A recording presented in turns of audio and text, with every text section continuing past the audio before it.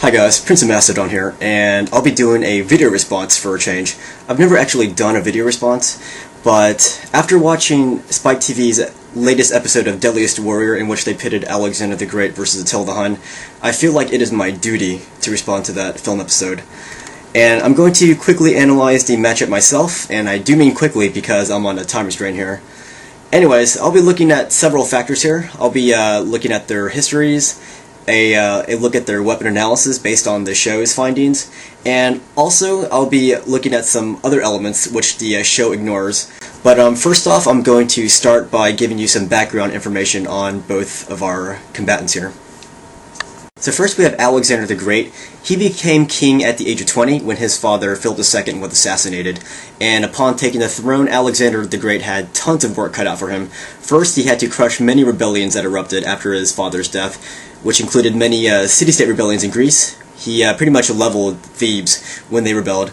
And upon achieving stability in Greece, he moved on to conquer Persia, Bactria, Egypt, parts of India, and he even fought against the Scythians, who consequently fought exactly like the Huns would have.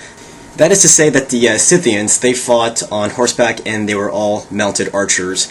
So Alexander the Great, he would not have been a stranger to the kind of warfare that Attila the Hun's army would have brought to him. So Alexander the Great, he would see the horse archers and he would know exactly how to deal with them. And it should be said that Alexander the Great never lost in battle. And now we have Attila the Hun. He became the joint king of the Hun Empire with his brother Bleda, and he became the king around his mid-20s. I mean his late 20s, whatever, at the age of 28, I think. But in any case, when he became the ruler, the Hun Empire ended up invading mainland Europe. They invaded the Balkans, Gaul.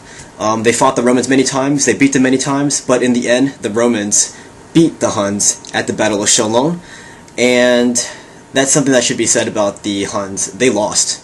Attila the Hun lost in battle, unlike Alexander the Great, but we are not going to look at them as leaders. We are going to look at them as warriors. That is, their individual prowess on the battlefield.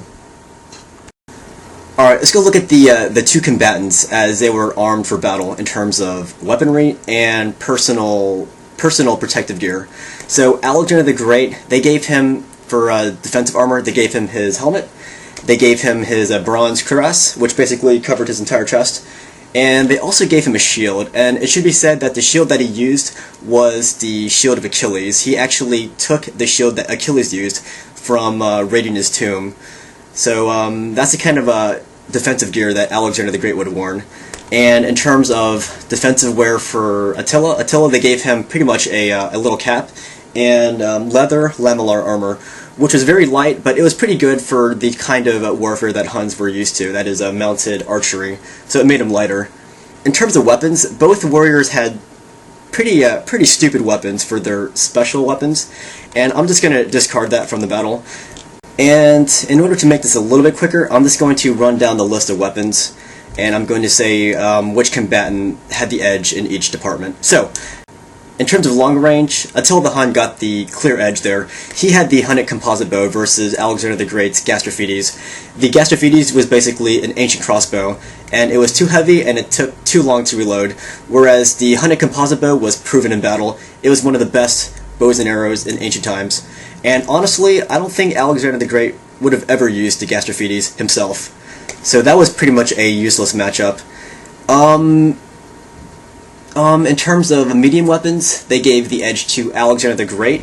He was using the horseman's Macedon, which is basically a spear about 12 feet long. And for the Huns, they gave Attila, they gave him the lasso. And honestly, the lasso was pretty much useless, because while Attila the Hun was doing this, he would be dead already, because Alexander the Great would have impaled them already before he even lassoed Alexander the Great. In terms of short-range weaponry, they gave the edge to Attila the Hun, and I wasn't really seeing that. But yeah, they gave Attila the Hun the Sword of Mars, and they gave Alexander the Great the Copus. The Sword of Mars, wielded by Attila the Hun, was, in my opinion, too long and too unwieldy and too cumbersome, too slow. And Alexander the Great's weapon was perfect because it was shorter, quicker, and still pretty deadly. The reason why they gave the edge to Attila the Hun there is because the reenactor scored more kills with his blade as opposed to Alexander the Great's reenactor. But honestly, if you're the first one who gets the strike in, it's not going to matter how strong the other guy's blade is, because even like a cut to the stomach, that's pretty much going to take you down. And trust me, I've been cut in the stomach, and it does not feel good. So for my taste, I'd rather be the first one who gets the cut in. So I'm going to wound him first, and then I'll finish him off. I don't care how strong your blade is. And this is where my beef with the show comes in.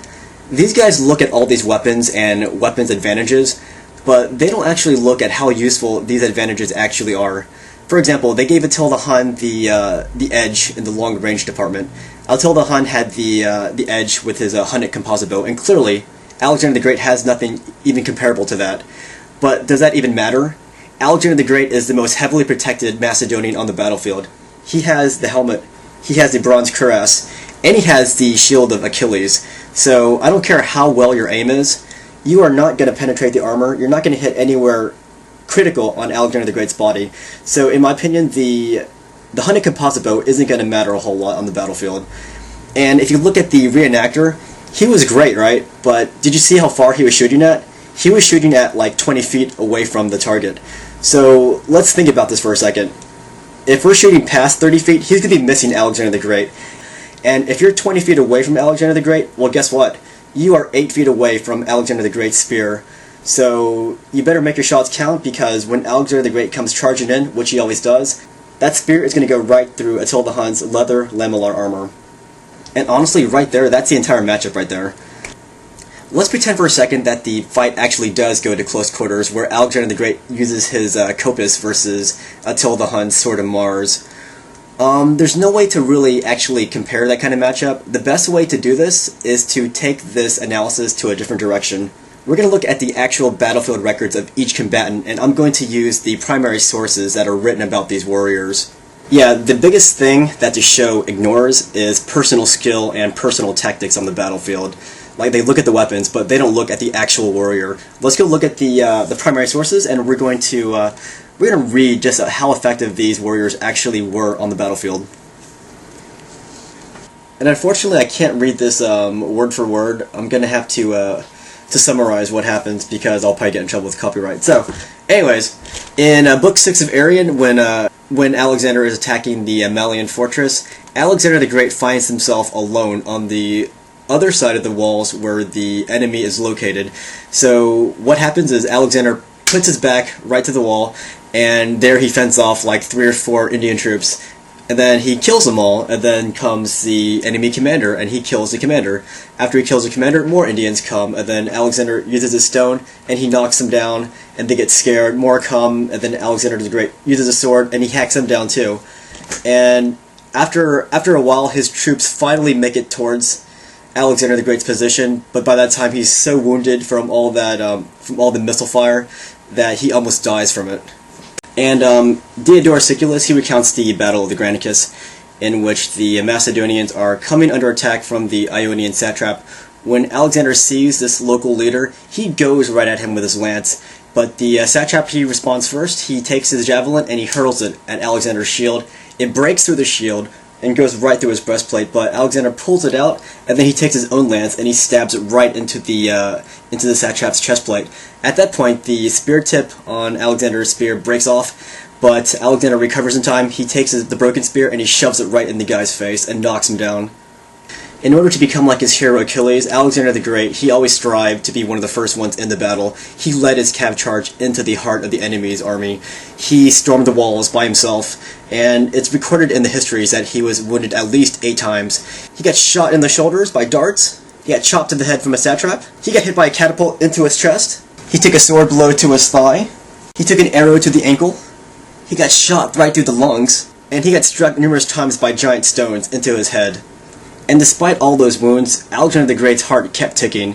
He survived all this. Now let's go look at the primary sources of Attila the Hun.